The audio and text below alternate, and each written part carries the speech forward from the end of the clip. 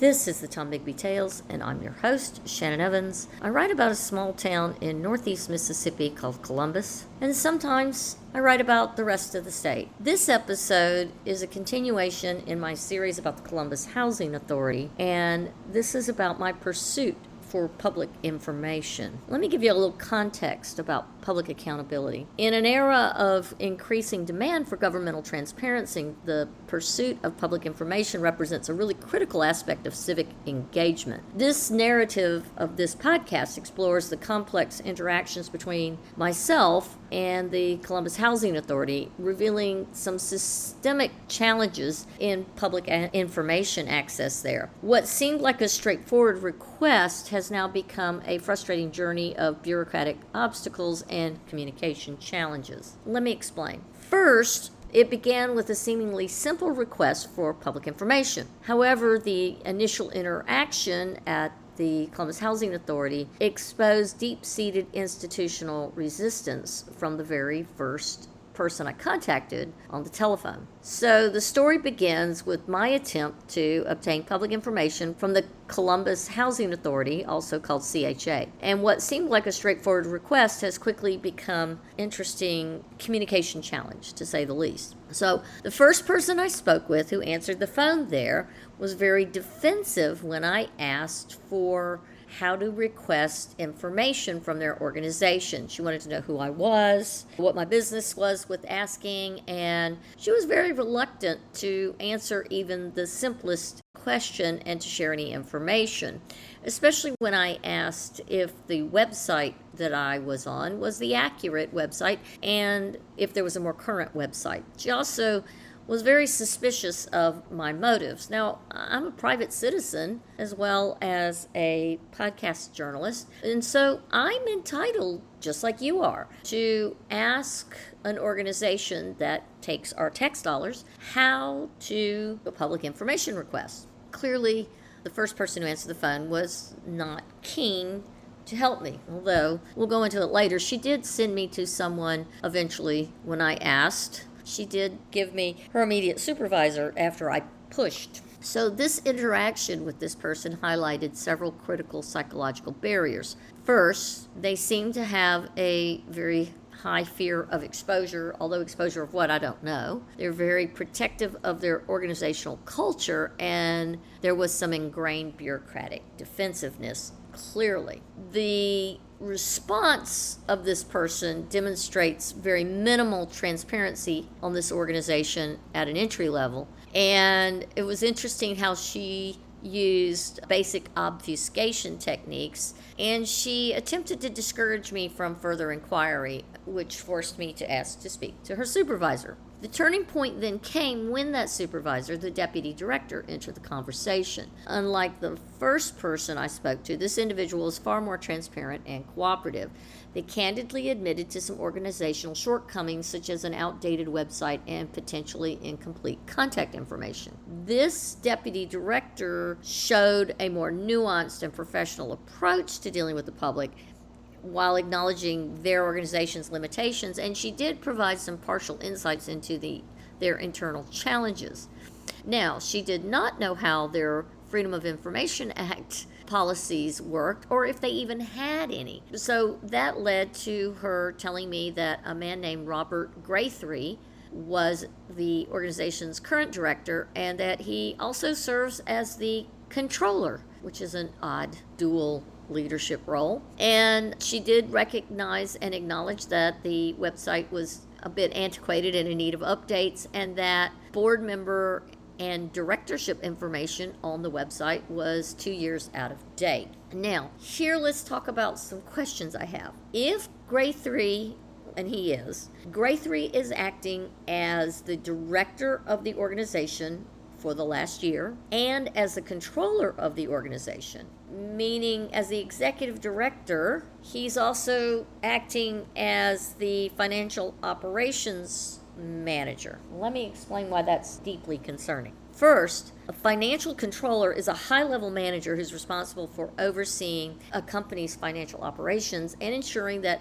accurate financial reporting is done. They manage the accounting team or an outside accounting team. They advise executives on finance matters, and they ensure that the accounting of the operation functions and runs smoothly. They are supposed to be part of the checks and balances system that is the counterpart of the executive director. They are not supposed to be one and the same. The reason why is that the controller is responsible for financial reporting and compliance, and that they are compliant with relevant regulations. They have to deal with budgeting and forecasting and developing and managing the budgets and any future financial performance and reporting on budget variances. So they oversee the accounting, the payroll, the accounts payable, the accounts receivable.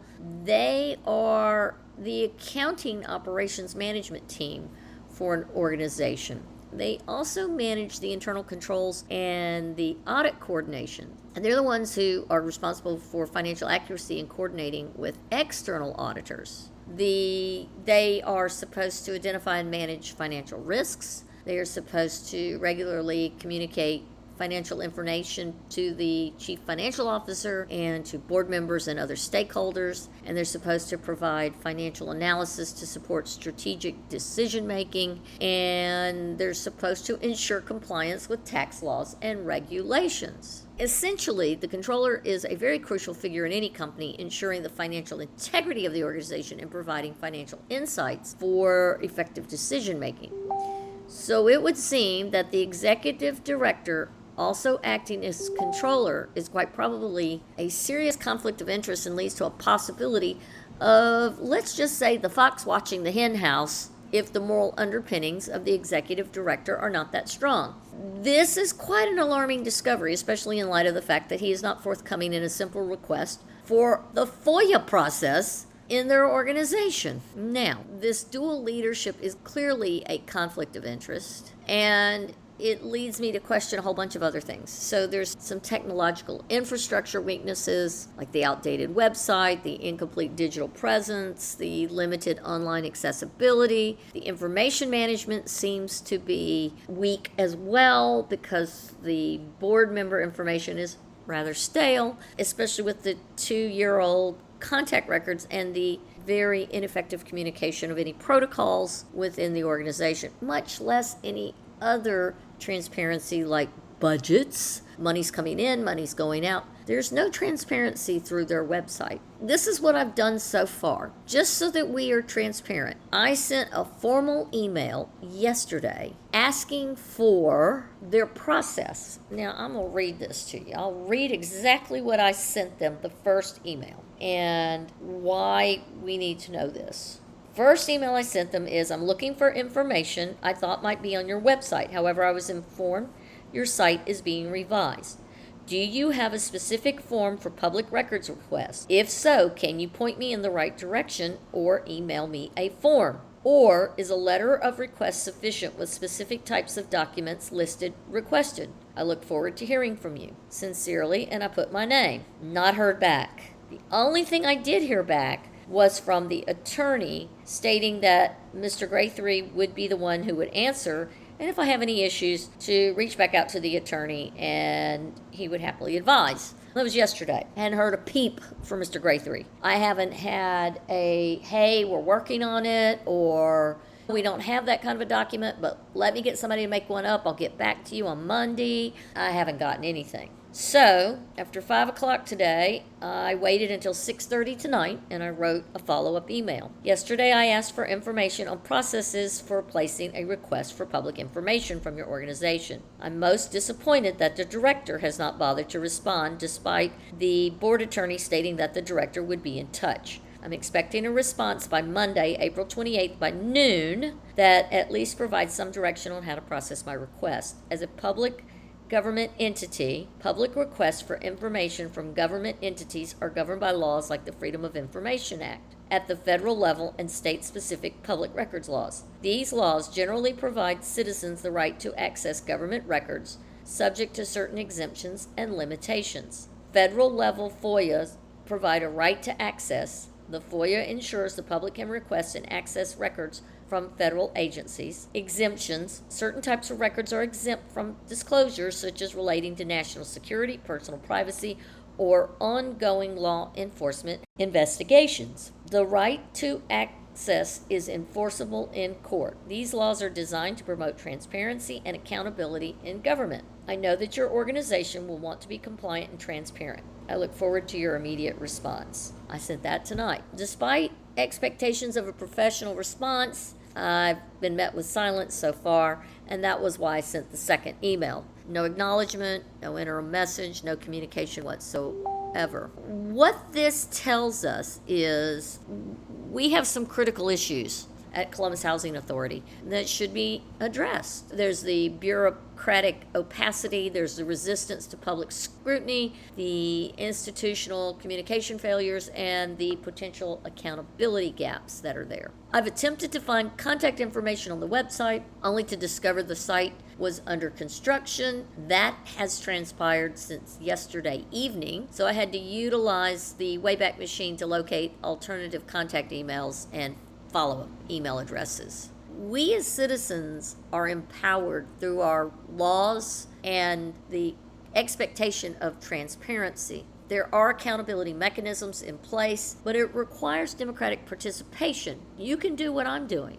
And there is an institutional challenge process that we can use to try and get to the bottom of informational vacuums and to demand transparency and accountability. There are some organizational behaviors that are quite interesting that I am witnessing through this. The first one is this very defensive communication strategy that I encountered with the person who answers the phone, as well as the lack of communication back from the current executive director. There also seems to be a power dynamic in some of these public institutions in Columbus that is very interesting. They are very resistant to external scrutiny, and they have a lot of institutional inertia.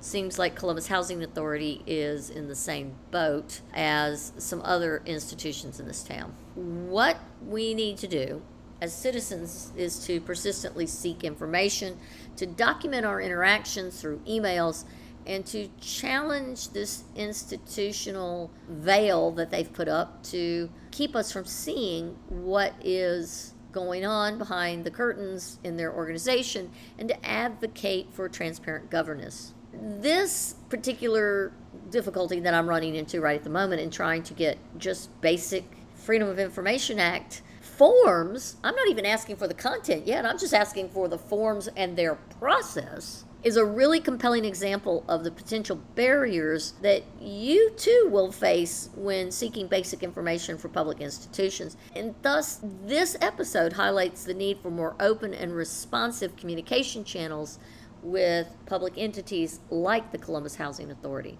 This is open-ended. It is not done. It's going to take further investigation, and I'm going to keep digging, and if necessary, I'm going to propose potential systemic reforms in their public information accessibility. But in the meantime, I will keep digging and I will keep pushing for information. But if you have any information to share, any insights, etc., about the Columbus Housing Authority, please email me at tombigbytales, that's TALES as a story, .com. I look forward to hearing from you, and until next time, I'm Shannon Evans and the Tom Bigby Tales.